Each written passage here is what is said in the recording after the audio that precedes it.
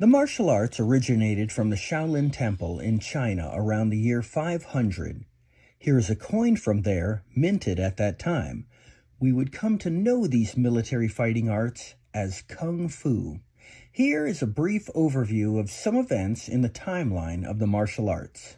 In the year 1200, we have Bushido, which are sword techniques starting in Japan. In the year 1400, we have ninjutsu emerging from Japan. These are the arts of the ninja. In the year 1700, we have karate emerging in Okinawa. And then in 1939, we have U.S. servicemen stationed in Okinawa learning karate. In 1946, Robert Trius, who was a U.S. serviceman that learned karate during World War II, opens the first karate school in the United States. In 1948, he formed the first karate organization, and in 1955, he held the first karate tournament with his partner John Keehan, who would later change his name to Count Dante. During this same time, Bruce Lee begins studying Wing Chun in Hong Kong. In 1960, Bruce Lee starts teaching martial arts in America, and Elvis Presley becomes the first American celebrity to earn a black belt. In September of 1966, Bruce Lee stars as Kato in the Green Hornet television series and kicks off the first boom in martial arts interest in America. In June of 1967, ninjas are introduced to the American public in the James Bond film You Only Live Twice. In February of 1972, Kung Fu becomes the TV movie of the week, introducing this art to the American public. And in January of 1973, Kung Fu becomes a television series. In March of 1973, Five Fingers of Death is released as the first Kung Fu movie in America. In April of 1973, Fists of Fury is released, the first Bruce Lee film in America. In May of 1973, Kung Fu becomes the #1 rated television show, beating All in the Family. And in August of 1973, Enter the Dragon is released, and this kicks off the Bruce Lee craze. Followed the next month, in September of 1973, comes the release of Return of the Dragon. Then in October of 1974, Kung Fu Fighting by Carl Douglas becomes a #1 hit song.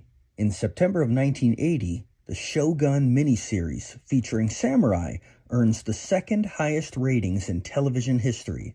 I remember watching this with my family at the time. In April of 1982, Enter the Ninja is released. And September of 1983, Revenge of the Ninja is released and is a big success. This kicks off the ninja craze. In January of 1984, The Master television series debuts. And in May of 1984, the Teenage Mutant Ninja Turtles comic is released. And in June of 1984, The Karate Kid is released. Then in October of 1984, I wore a ninja costume for Halloween. And in June of 1991, I took my first karate class. In March of 1993, Best of the Best 2 is released, predicting the Ultimate Fighting Championships. And later that year, in November of 1993, the first Ultimate Fighting Championships debuts on pay-per-view, and I watched it at the time. Now let me tell you a little bit about the patron saint of the martial arts. A 5 7" tall, 125-pound Chinese man regarded in the minds of people around the world as the face of the fighting arts, the mythical, undefeatable, superhuman legend named Bruce Lee. He was born in San Francisco in the Year of the Dragon, November 27, 1940, but he grew up in Hong Kong. He was 1/8 Dutch Jewish, 1/4 English, and 5/8 Han Chinese. His great-uncle, on his mother's side, was the richest man in Hong Kong, and his father was an actor. His family had a driver and 2 live-in servants, and Bruce was a successful child actor, appearing in 20 films before the age of 18. Bruce's parents first had a son that died at 3 months old, and later had a daughter named Agnes. Though 1 month before Agnes was born, they adopted their daughter Phoebe, who may have been illegitimately conceived by Bruce's father and another woman. Then they had their sons, Peter, Bruce, and Robert. Bruce started wearing corrective lenses at 6 years old, grew up reading comic books and fantasy novels, and went to a prestigious school that taught its entire curriculum in English. Getting picked on in school led to Bruce getting into lots of fights and founding a street gang named The Tigers of Junction Street. He was a terrible student, failed several times, and was expelled from school at 16 for bullying. Starting at age 7, Bruce's father would take him to the park every morning to practice Tai Chi, but he eventually became an opium addict and had little to do with his family or his job. At 16, Bruce started learning a kung fu style called Wing Chun under Sifu Yip Man. Sifu is what they call a teacher in kung fu. At 17 years old, Bruce defeated champion Gary Elms in a boxing match, but was so displeased with the limitations imposed on his skills, he never engaged in a boxing match or point karate fight from then on, agreeing only to bare-knuckle fights with no rules.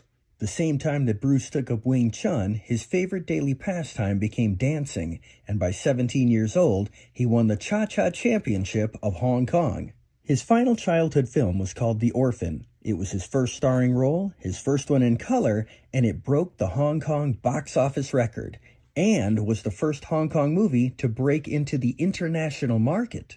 By the time Bruce was 18 years old, he got into legal trouble due to fighting and had to return to the United States before the year was out to sign up for selective service, or he would lose his citizenship, because as you remember, he was born in the United States.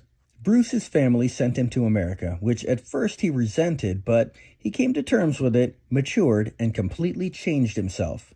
He planned to study medicine and teach the martial arts on the side to support himself. When he got to America, he became a great student. He graduated high school and went to college.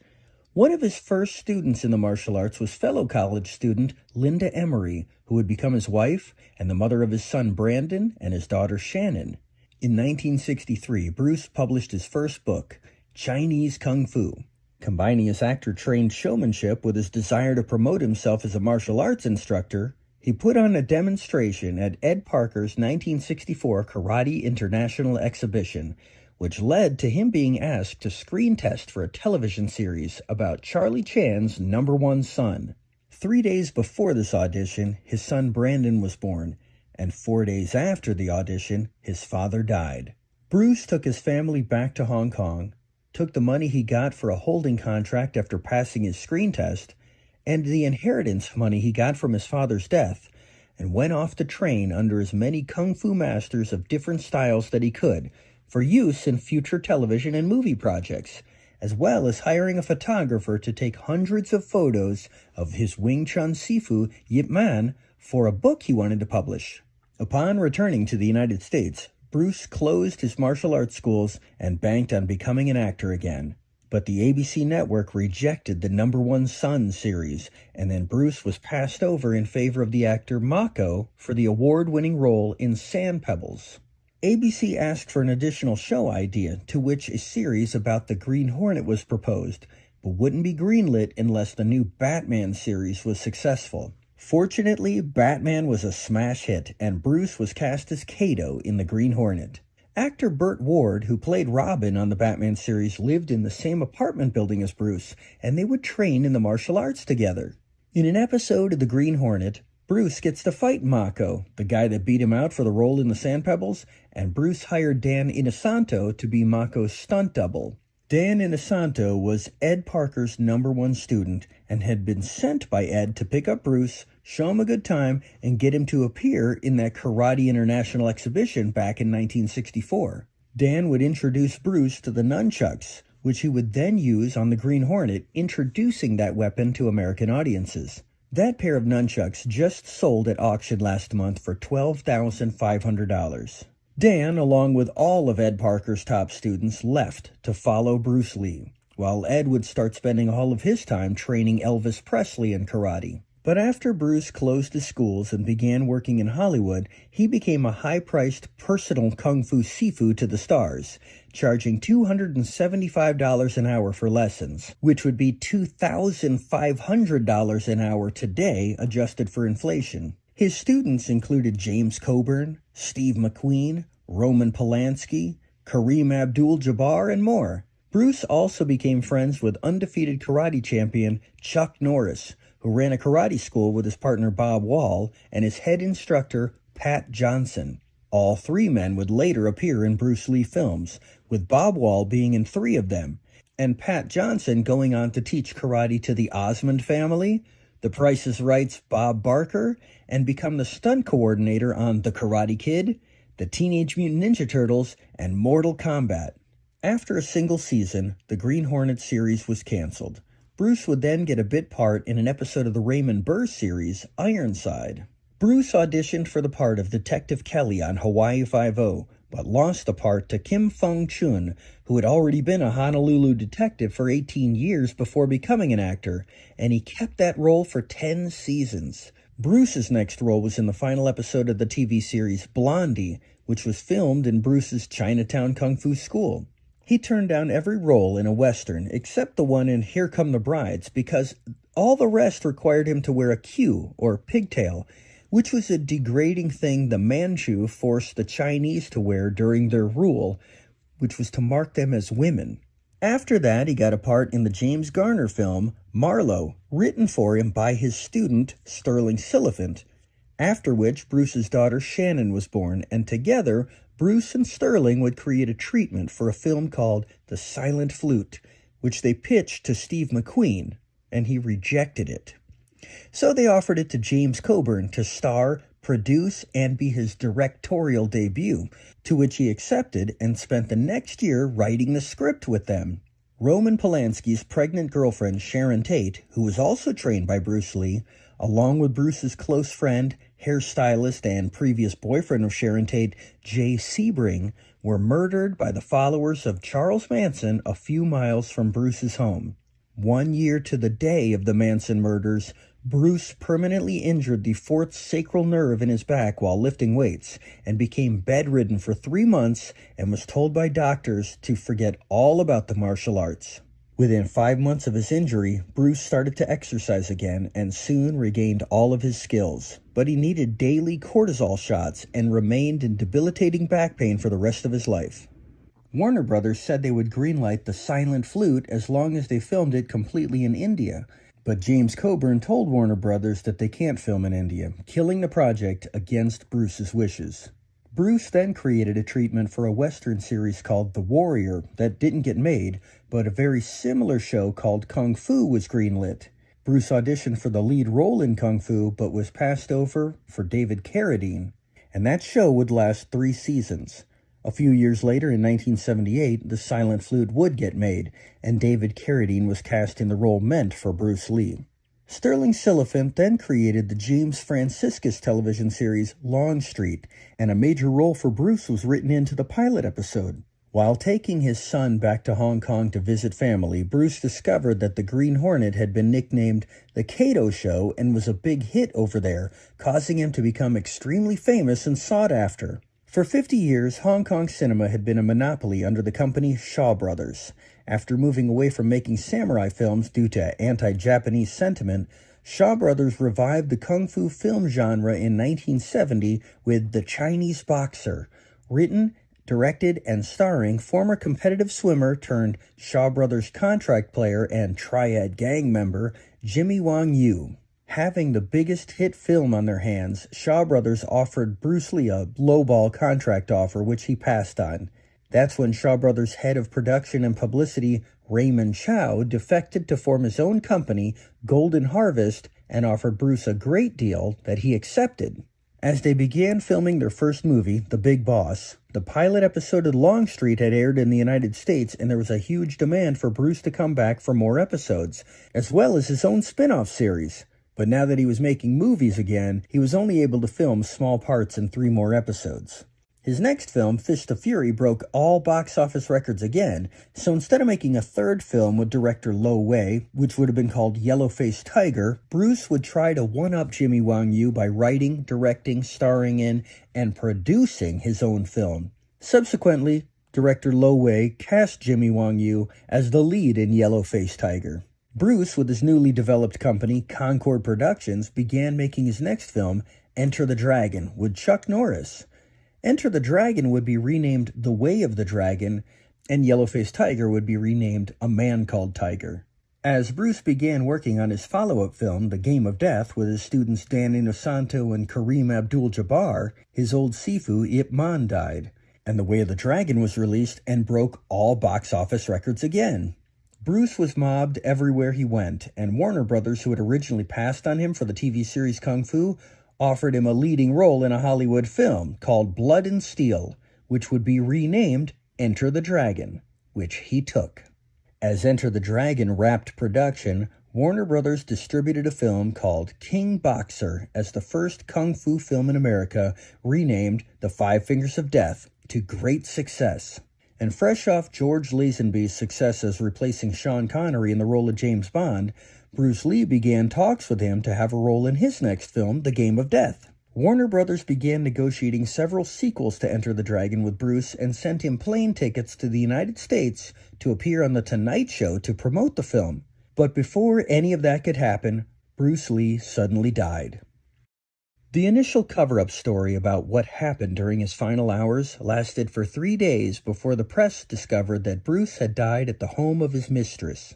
Bruce's wife Linda was only 28 years old at the time of his death, and she had to use the Tonight Show tickets to fly to the United States for Bruce's funeral. Bruce's son Brandon would grow up to become an actor, play David Carradine's son in Kung Fu the TV movie in the 1980s, and be accidentally killed on the set of a film when he was only 28 years old.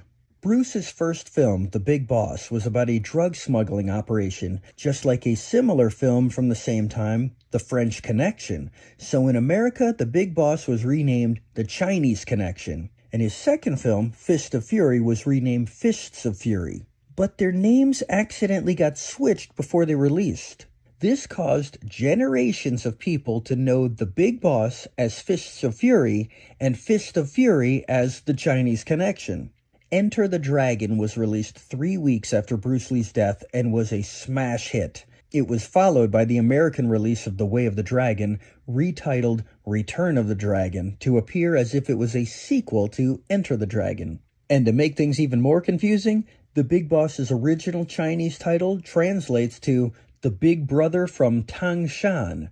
Fist of Fury translates to Jingwu Men, and The Way of the Dragon translates to The Fierce Dragon Crosses the Sea.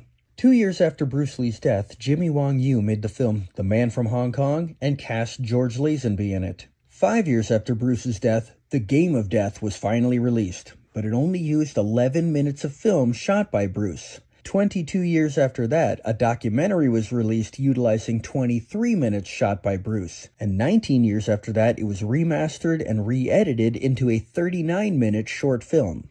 And just this week, a new 4K restoration Bruce Lee box set has been released, which includes every second of footage that Bruce shot for The Game of Death, which is over 40 minutes. Now, the reason for Bruce Lee's death had been speculated on for 48 years, until the summer of 2021, when a discovery of over 40 handwritten letters revealed that Bruce Lee was on a lot of drugs in his final year, including a tremendous amount of cocaine that most likely led to his death.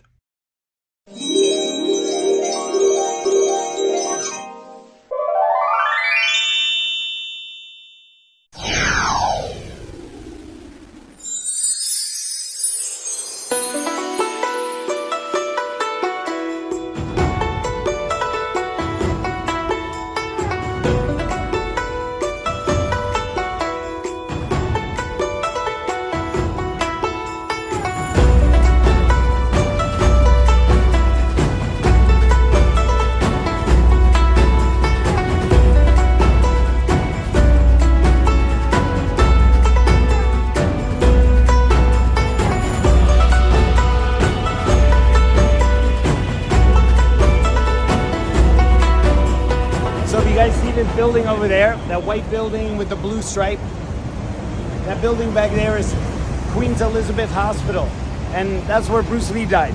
All right, in case you were wondering. Well, actually, he was already dead before he went there, but that was the famous hospital. He died all the way uptown, but for some reason they brought him all the way downtown. If you want to know the reason, ask me later. All right. So guys, here, this is the Teen Hao Temple. This is actually the temple at the end of Temple Street. In case you're wondering why it's called Temple Street, this is it right here. You can go in.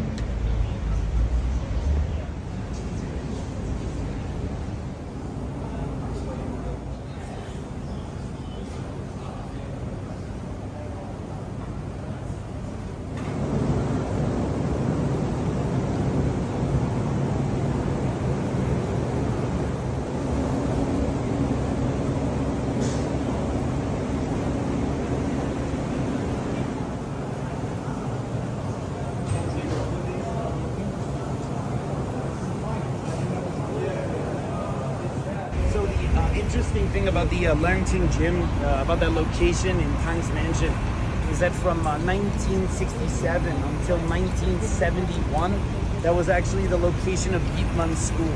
It was the first location of the Wing Chun Athletic Association. And in 1971, they moved the Wing Chun Athletic Association to Hong Kong. And then when they moved it, Super Langting took the old building. So when you train at the Hong Kong headquarters, you are actually training at Yip Man's old school.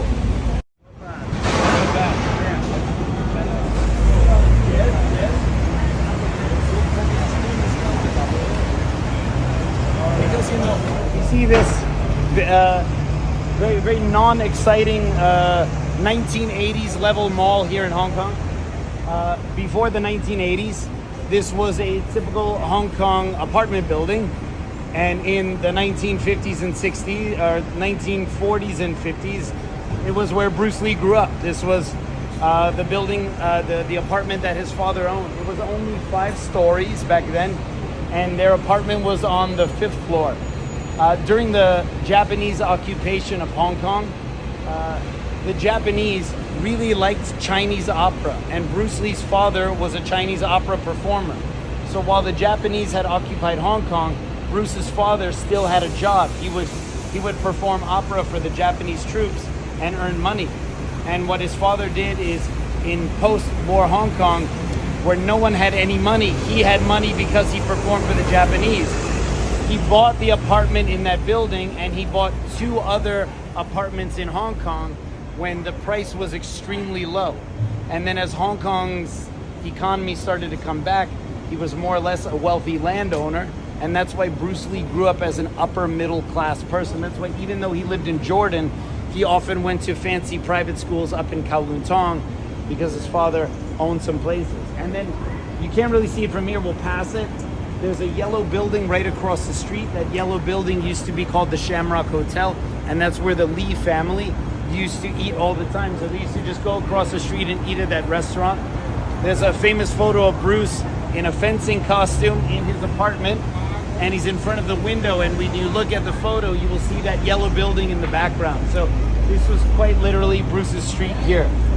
I apologize for the rain. I tried to stop it, but I couldn't do anything. You can read this one over here. The elementary school that Bruce Lee went to. So this was the elementary school that Bruce Lee went to. This is the Sun Primary School. They have a little spiel here about Bruce and his brother. They also have a little mosaic that they made here because Bruce made this film while he was going to school here.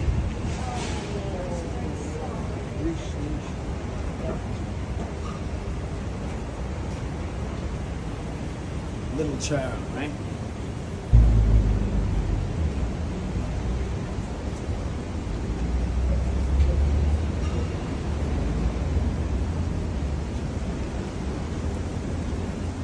So in the 1970s, this was not a big mall called The One.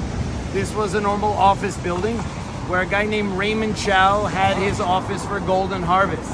And it was in this building that Bruce Lee signed his contract for Big Boss and Fist of Fury for $15,000 US for both films. And if you know about the drug letters, this is where Bob Baker was sending the cocaine to Bruce to Wunan. Also famous for that. All right.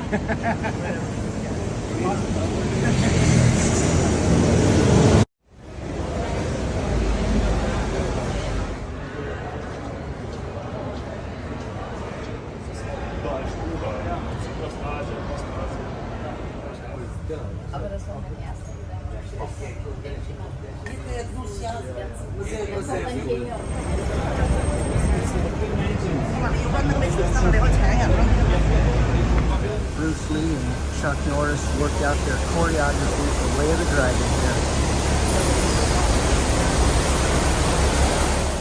When Bruce Lee was younger, he would go to this place with his brother. His brother Peter used to fence here. And later, when Bruce Lee became a movie star, his brother Peter would still practice fencing here.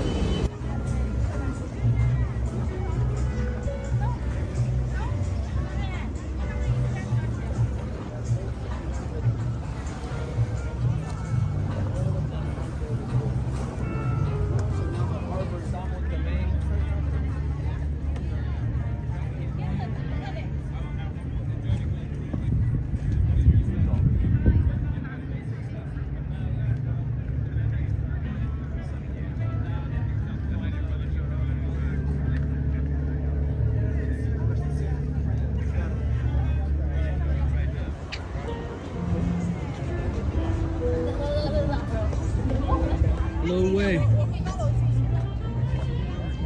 Director. Bruce Lee. Big Boss, Fist of Fury. This is one of the best. This is how you got. The best to ever do it.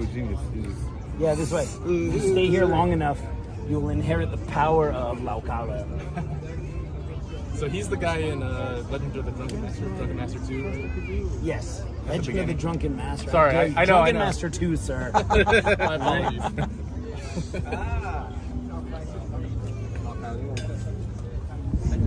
Jet Li. You're like trying their vision. You're like, look a little further. That's amazing. Jackie Chan.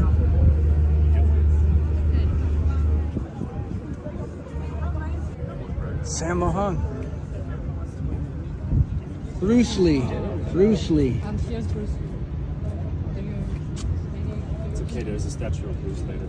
Didn't Fu Sheng live in Bruce Lee's house? He did. And that's part of the reason why they thought that the house was cursed. Because Bruce Lee died. He didn't die in that home, but died while living at that home. And then 10 years, almost exactly 10 years later, in 1983, Fu Sheng died not at that home, but while living in that home. Yeah.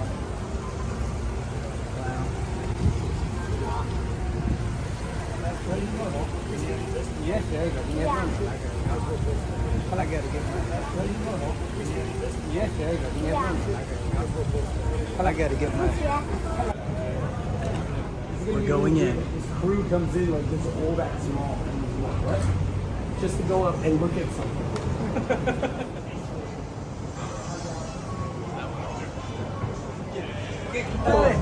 Someone's playing the theme. Here we are. Oh my gosh. Here we go. Yeah.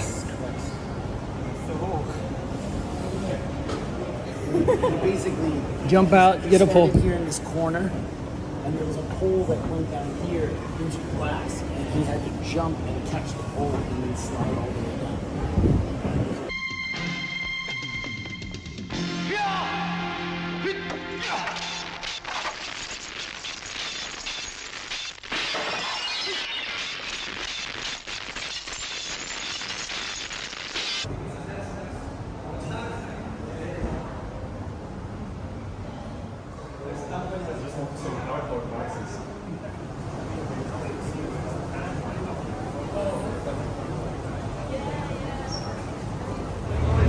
This way here, guys, so that we have AC. Just wait, you just check it like wait.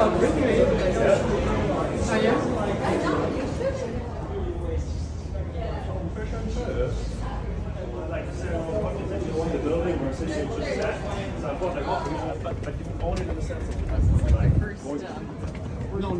I've been renting that space for 20 all right. years. That's very interesting. Yeah, it's different. That's why you said like lean into it. You're like lean into it. And yeah, that's right. Like The parking garage rooftop where Bruce Lee took his famous fashion shots in his brown suit.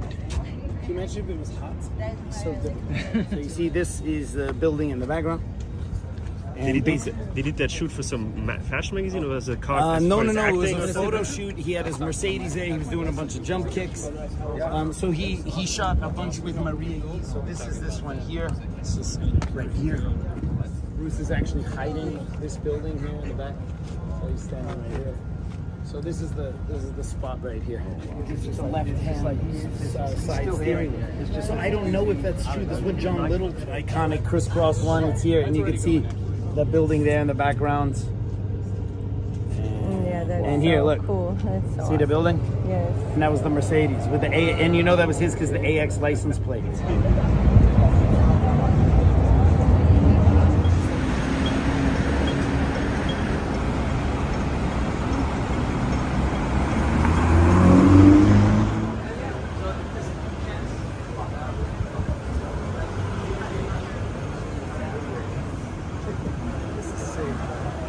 I wish I could take you in, but I can't. It's not part of the tour. Alex will give me that. Even if the guy will Man-Mo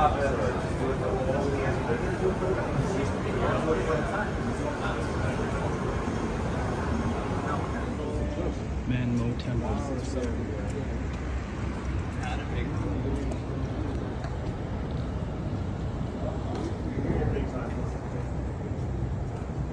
Hey, what up? Hey, son. All is not lost. I shall now give a lecture about what films and television series this has been used in. Okay? Are you ready? Okay. So, who's seen the Jackie Chan film, The Protector? Me. All the hands go up. So in there, Jackie parks his Range Rover or his big Mitsubishi. What did Mitsubishi have? The Jeep, just down there, and him and Moon Lee come around the corner into the building to get the fortunes inside. They actually shot inside, and the director, James Glickenhaus, is like an extra walking past the shot.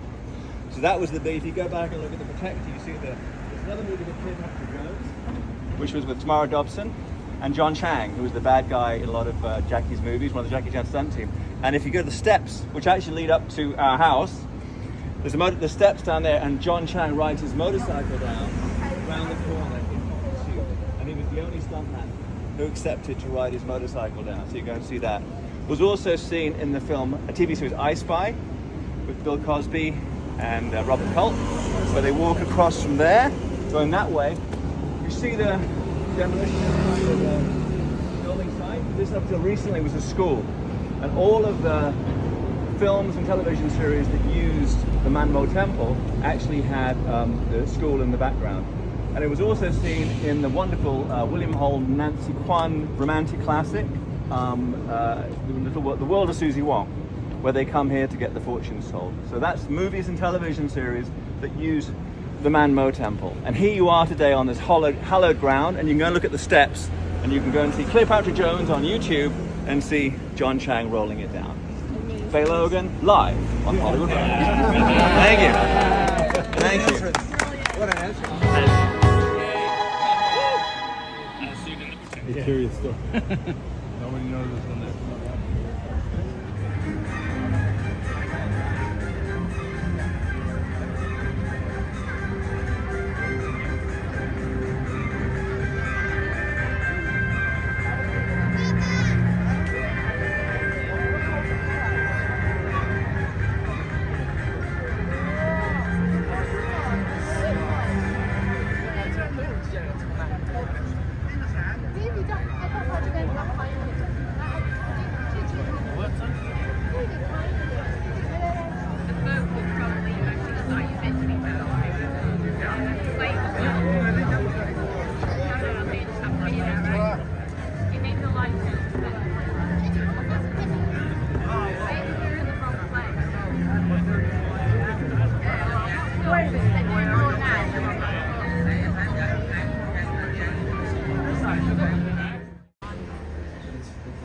Alexander Fouchon.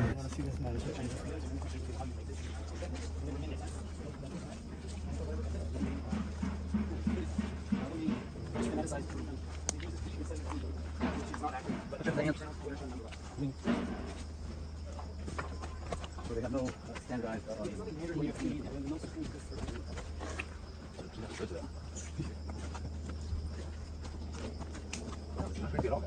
It's okay. Yeah. Yes. Don't. Like my teeth outside crazy. Yeah. Dancing Creole.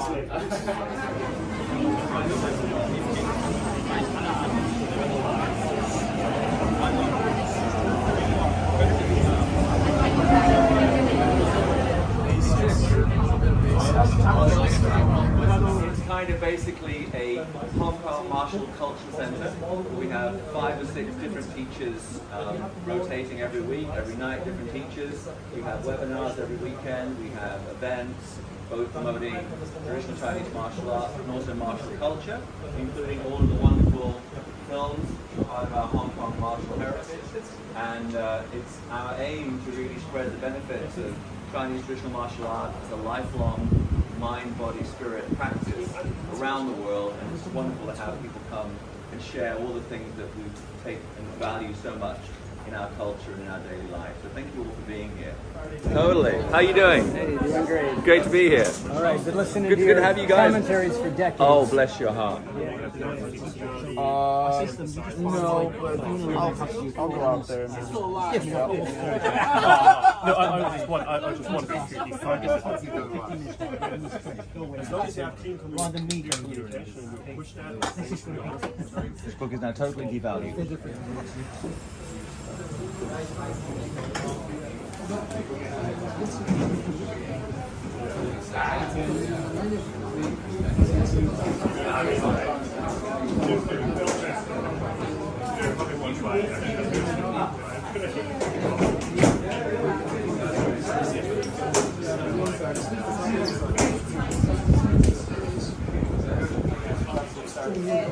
Welcome to Python Martial Club again, and very proud to introduce the main master of the school, Matthew Dong Sifu, who is going to take everybody through the basics of our Hong Kyu.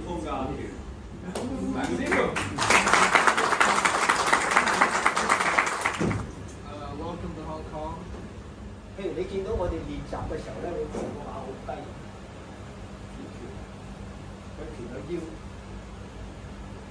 打出嚟。 Because we are using positional force in the waist, we don't have to use a large movement.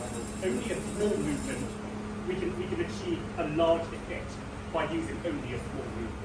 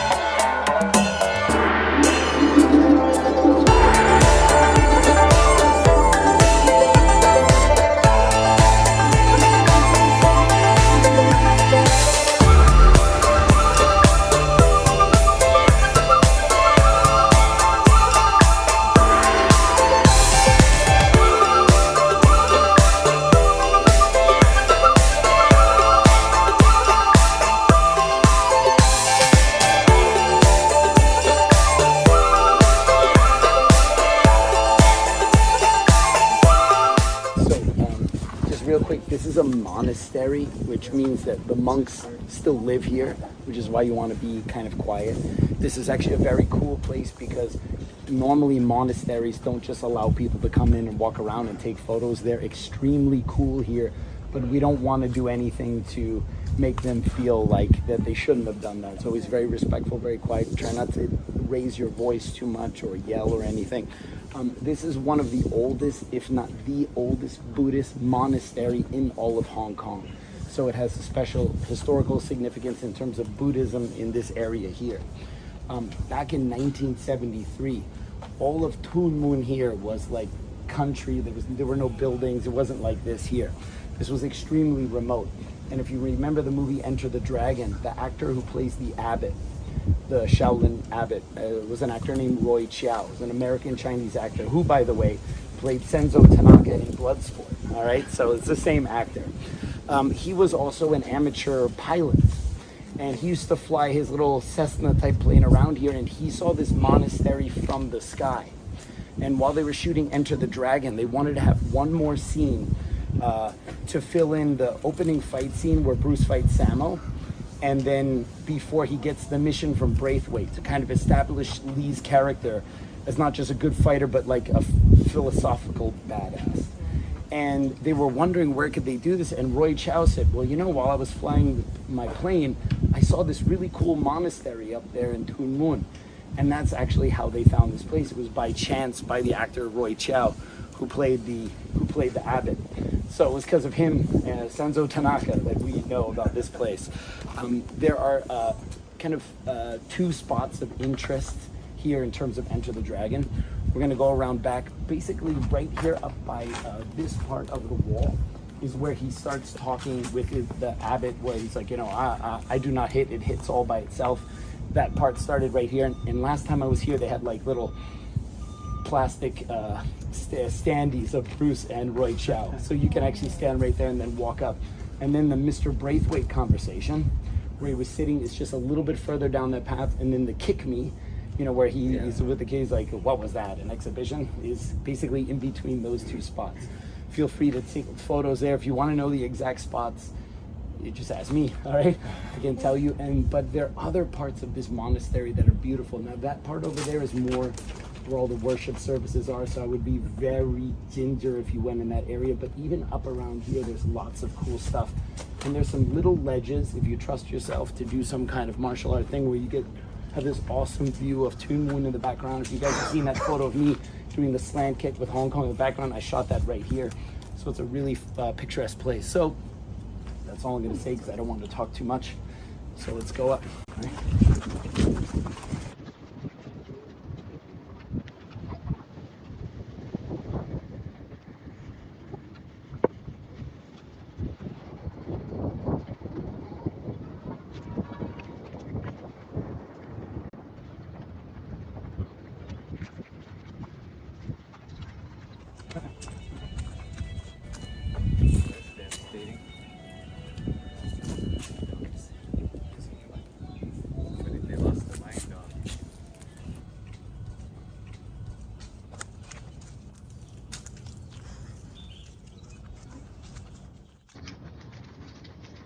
Have some tea.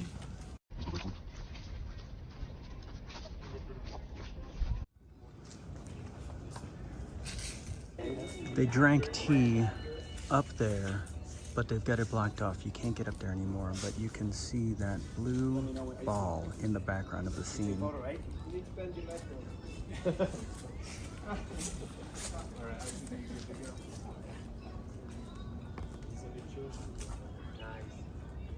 Yes.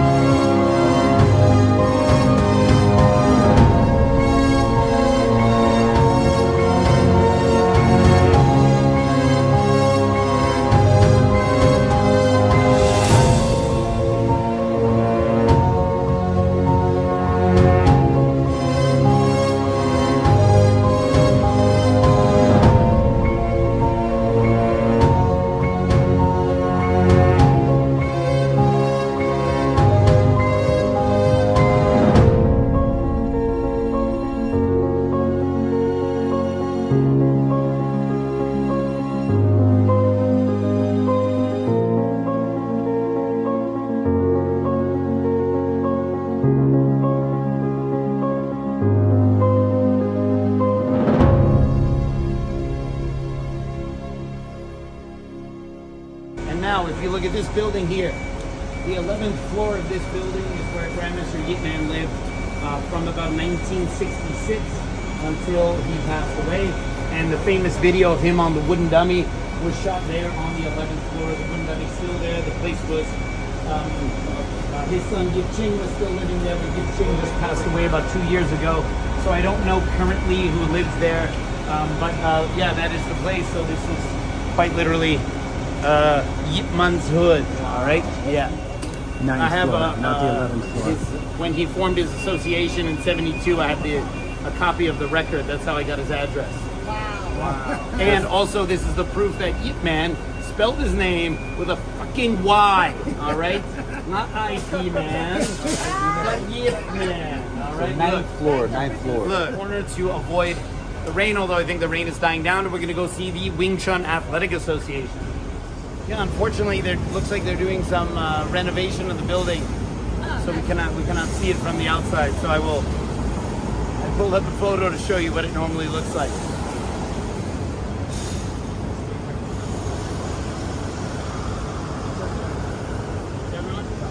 Okay, so I'll show you here that this is the iconic sign, the Wing Chun Athletic Association, spelled with a V. All right. Right here. Yeah, that's how you misspell that word as well, which was right here on this corner. It's one sign on this side, one sign on the other. But this was basically where Yip Man, well, he didn't really teach too much here because his original association location was the Learn Ting Gym, which I showed you guys on Monday. They moved the location here in 1971. So at that point, Yip Man was about a year off from passing away, and he didn't really teach too much himself. He usually just came here and shot photos. But there's a famous photo of Bruce Lee supposedly at Yip Man's funeral. Bruce Lee did not go to Yip Man's funeral. He came to kind of a ritual celebration about a month or so after, and that was shot here. So this is where Bruce Lee came with a reporter to make sure that they knew that he showed up so they would stop bugging him in the press. Okay, all right, so we're going to continue.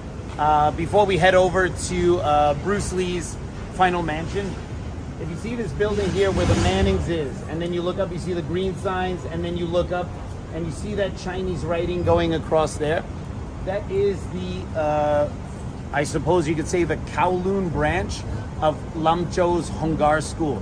So Lam Chou is Mak Sifu's great grandmaster. And Lam Chou is kind of one of the most important Kung Fu masters in Hong Kong. He's kind of like what Yip Man was for Wing Chun, he was for Hong Ga. Lam Chou was the adopted nephew of Lam Sai Wing. Lam Sai Wing was the most famous student of Wong Fei Hung. If you've ever watched any Kung Fu movies, you've definitely heard about it. Sammo Hung played Lam Sai Wing in the movie Magnificent Butcher, and the real Lam Sai Wing was Lam Chou Sifu. Lam Chou started learning from Lam Sai Wing when he was very young, and by the time he was 16, he was so good that Lam Sai Wing let him start teaching for him here in Hong Kong.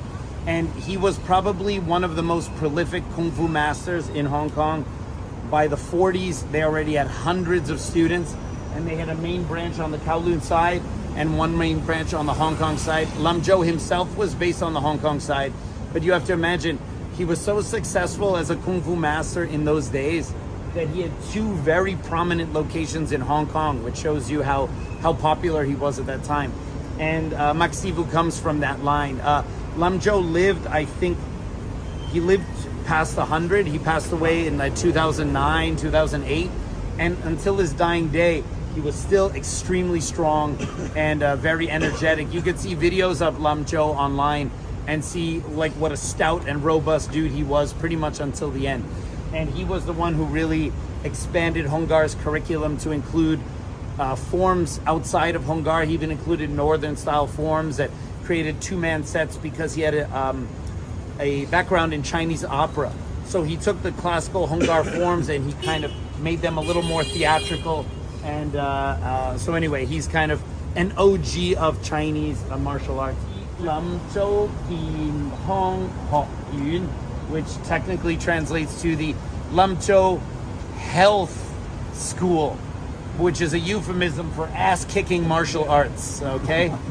All right, health my ass. All right, healthy when you beat the other guy up before he beats you. Before we continue, in this building over here, back in the day, there used to be an old kung fu master named Liu Kang. He was one of the founders of the Hong Kong Chinese Martial Arts Association, and I went to his house in 2014 because I was trying to find out about Tang Sang, this famous detective who learned from Yip Man, who was a kind of a notorious gangster and also detective. And I went to Liu Kang. At that point, he had had a stroke and he could barely talk. He could barely do much, but he was very respectful and he answered the questions as best as he could. And then I asked him about this famous fight between Bruce Lee and an actor named Chun. Because there's always been this thing like, did this fight happen? Because it was an actor, a very low-level actor named Chun, who constantly tried to challenge Bruce Lee in the press. But he was such a low-level guy, Bruce was like, you know, it would damage me to even fight this guy and win because he's like a nobody, right? And so people said yes, they did fight. Other people said no, they didn't. And so I was told that Liu Kang might know something because he was friends with Tang Sang. And supposedly the fight between Bruce Lee and Chun happened at Tang Sang's home. So when I met Master Liu, of course, he couldn't really speak. His wife was really doing most of the talking, which I can relate. And so I asked him, I said, Liu Sivu, like, did Bruce Lee and Chun have a fight? And he said, yes. And I said, how do you know? And he said, I was there. And I said, where did it happen? He said, it happened at Tang Sang's home. And I said, when was that? And he told me the day. And he said, I went up there with a few others and we saw it and it was over very quickly. And then before I had a chance to ask him the next question, his wife looked at him, and mind you, he had had a stroke, so he doesn't move. He said, you told me you were going to play mahjong on that day.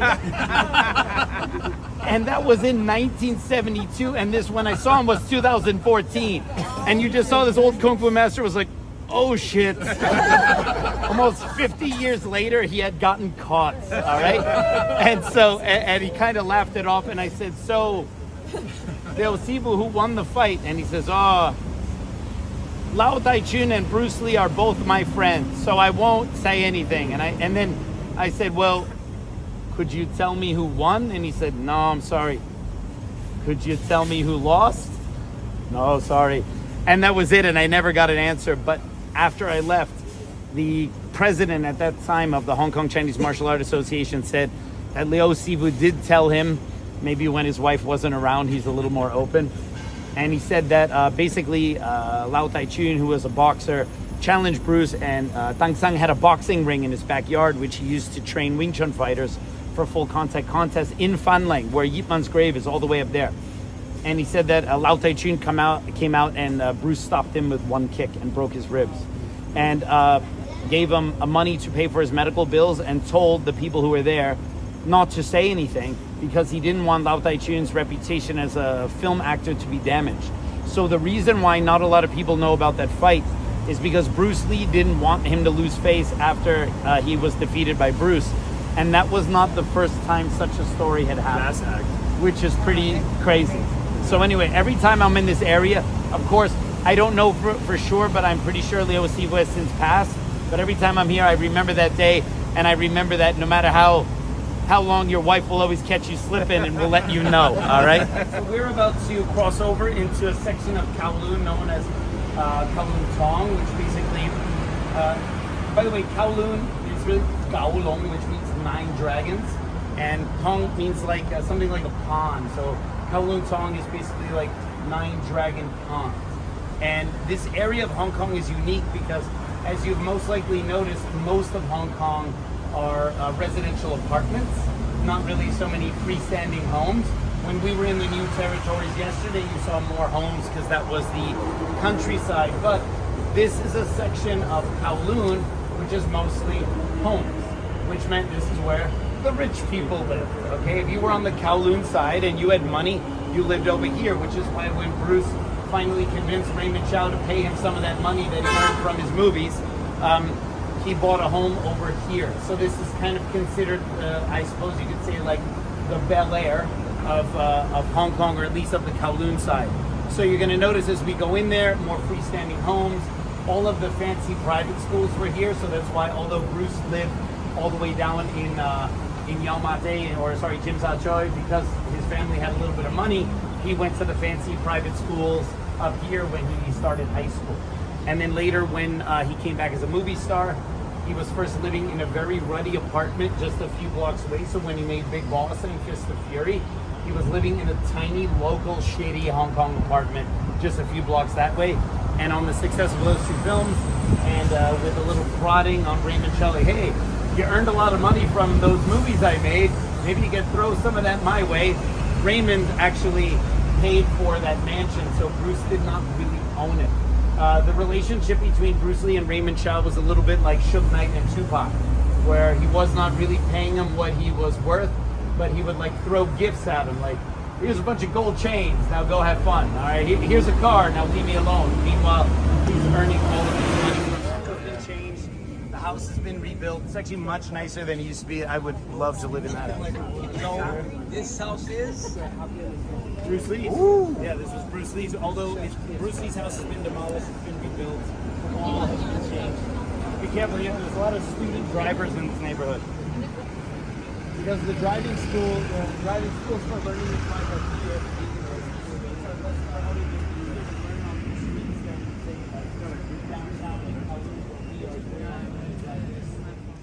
3, 2, 1, and pose. Pose, pose, pose. Yeah, make looks to the camera. Yeah, that's it. Good posing, good posing. Take one of me. It actually means Gao Long, Gao meaning 9, Long meaning dragons. And the 9 dragons are these hills. They're so supposedly, although I've never counted them exactly, supposedly there are 9 of these hills and peaks that go to the top. And that essentially creates the border between the new territories, which is where we were yesterday, which is the area between here and China, basically, and what you call Kowloon. So south of these hills to the tip of the Tsim Sha Tsui, where we were, that is called Kowloon, which basically means 9 dragons. So it's kind of protected. And this is the 9 dragon pond. Of course, some Chinese, they're very superstitious, and they believe that Bruce Lee died because he was the little dragon surrounded by the 9 dragons in the 9 dragon pond. So therefore, he must have died. It was just obvious it would have happened, right? Totally makes sense. That's why. Yeah, I know. It's yeah. A taxi driver here in Hong Kong. I took a taxi once from the airport all the way to Kowloon, and the taxi driver basically was explaining this to me nonstop. He's like, no, that is why he died, So and he literally wouldn't stop, right? So it was just like a lot of nodding and smiling. No, it was the cocaine. Sorry. So anyway, you can't. It's a little bit obscured by these trees here, but basically, if you were to go directly straight as the crow flies, right before, as you see, there's some apartments there up on the hill. That's Beacon Hill Road, and it's basically where Betty Ting Pei's apartment was. So she was right up on the hill there, at the border of Kowloon, and that's where he used to go for his midday trysts.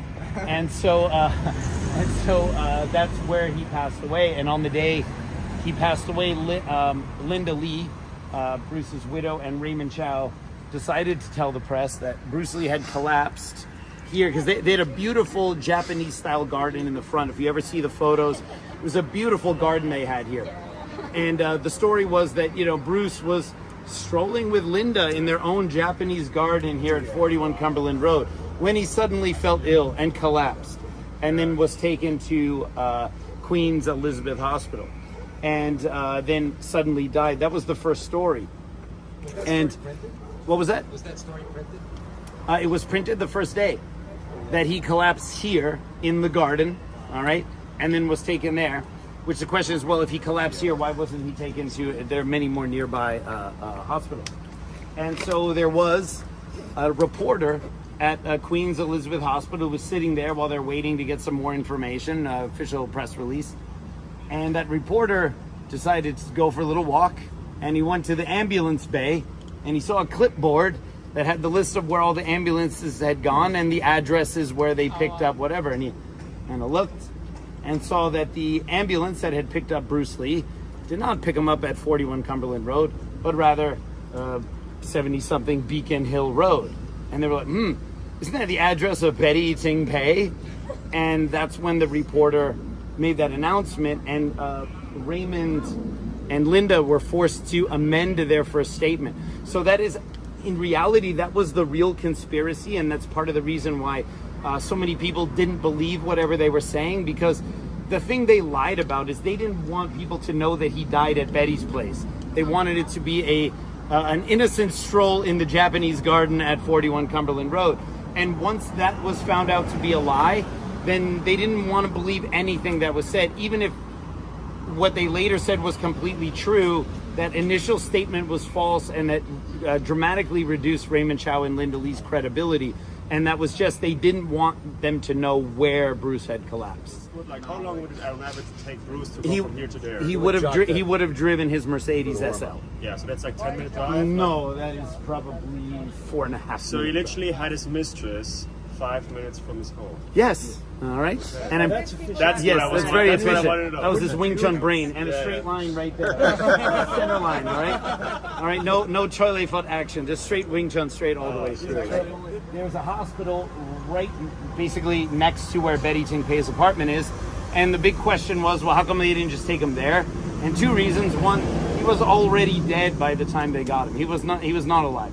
And two, what I've recently found out is at that time there were a few hospitals that had an agreement with the Hong Kong government that if people came in with a drug overdose or some drug related thing, they had to report it to the government. So that meant you could get in trouble for that.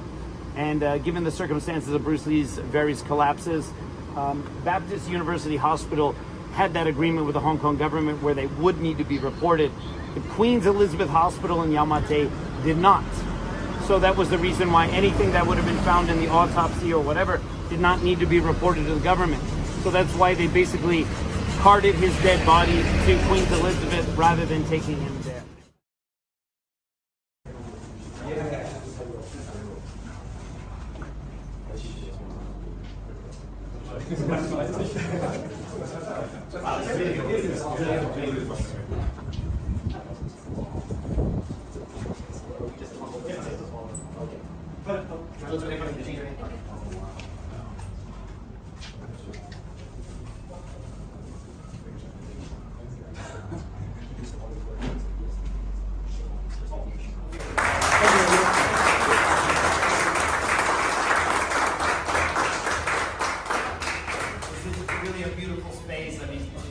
In a Bruce Lee gallery is pretty amazing. It's fantastic. Thank you so much for this. I appreciate it. And now 50 punches. Let's go. Lock them up. Quick. 50 punches real quick. When you're done, you're going to finish with the left in front. 1, 2, 3, 4, 5, 6. As I mentioned before, Sibu Yipman, when he started teaching at the Restaurant Union, which was a building, there was an office building, and he would teach a few times a week, but there would be times like in the morning where they needed to use that office for actual Restaurant Union business, and he would need a place, but Yipman didn't really feel like getting his own place, paying rent, and he could actually teach here in the morning for free, so he would bring his students who would come and learn here into the temple, and the late Chan Sivu, he brought me here, and he said that right around the corner on this side, because it was slightly out of the view of people walking by, is where he would teach people Chisao. He taught that Bruce Lee had been here a couple times, William Cheung, of course the late Chan Sivu, and a number of people would learn here privately in the morning.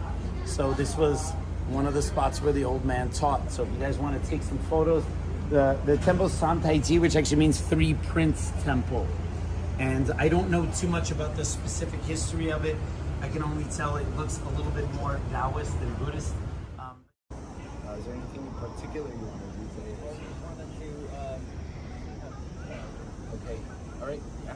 If I try to punch someone and then they put their hand up to obstruct my punch. So now my initial strategy, it was the first two, like, yeah, what are you doing? You're messing with head. So how difficult it is, right? All right. Now it's like, right? And that would be, wow. So we have the palm strike.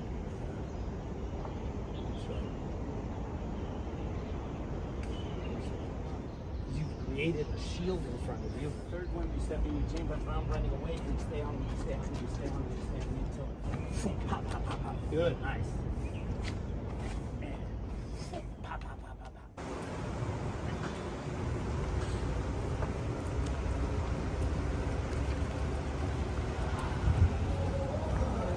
Oh, wow.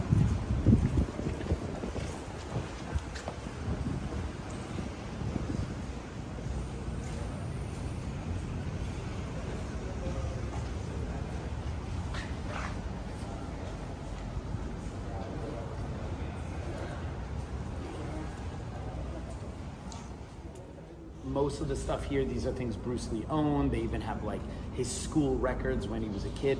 Now, it is 1 hour long. It is the best documentary on Bruce Lee I've ever seen, and it's only shown here. And one thing though, in the exhibit, you're not allowed to take photos. Wow, we came perfect time. Let's keep your voice down when you're in there, but if you have questions about anything in there, ask me. Okay, let's go.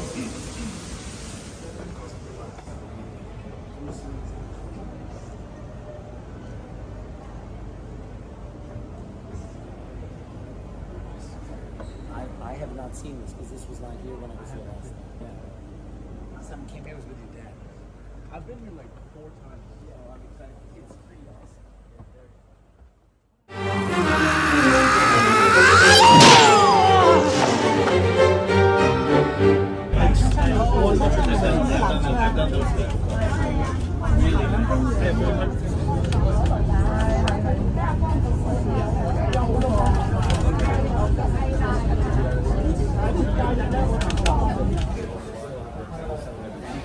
So it is, in my opinion, the best.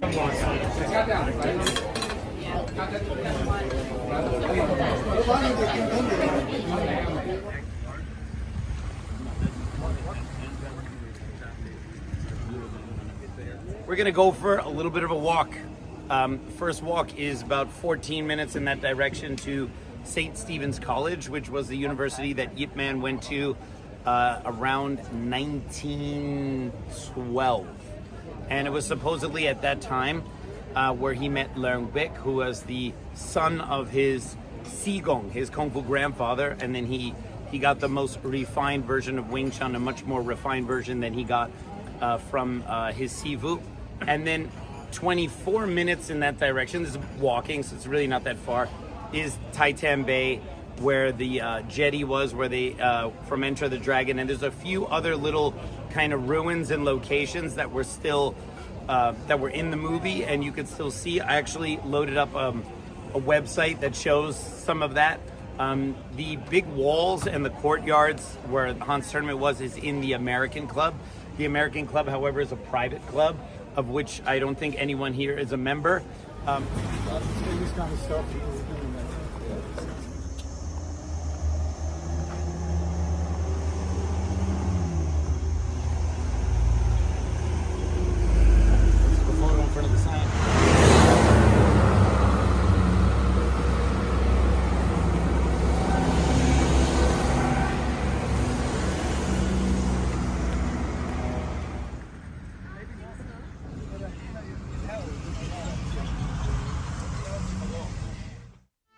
These are the most terrifying stairs I've ever walked in my entire life.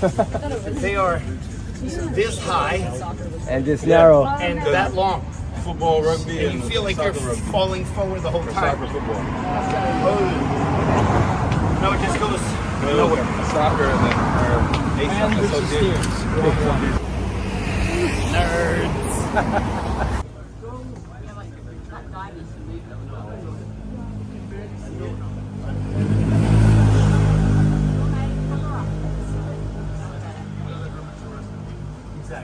This is the nerdiest thing possible.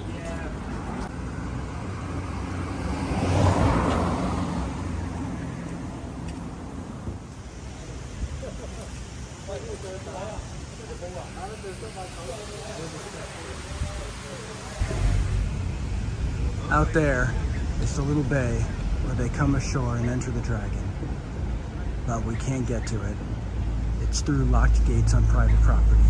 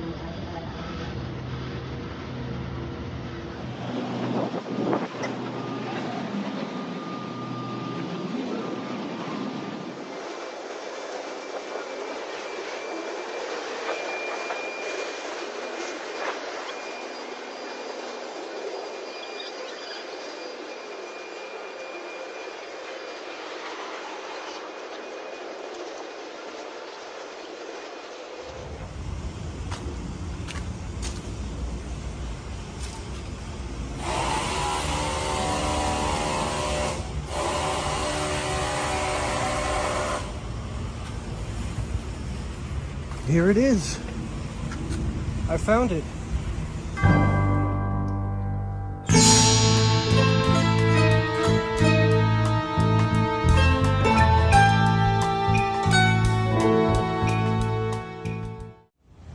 Look at all the bugs flying around me. Where are the mosquitoes? Lots of mosquitoes. Guess I should get out of here. This over here is covered with fire ants. Let's take a look. So you got fire ants everywhere. I'm covered in mosquitoes. And the sign said beware of snakes. So I got the shots I needed. I think it's time to get out of here. Whoop. After I got back to America, I found out that the building used as the exterior of Han's mansion, where he held the martial arts tournament in Enter the Dragon, was possibly visible somewhere in the distance from one of the sites that I had visited on the day I stayed in Hong Kong after the tour ended. So I searched through all of my footage, and I found it. It's right here. It's a place called King Yin Lei.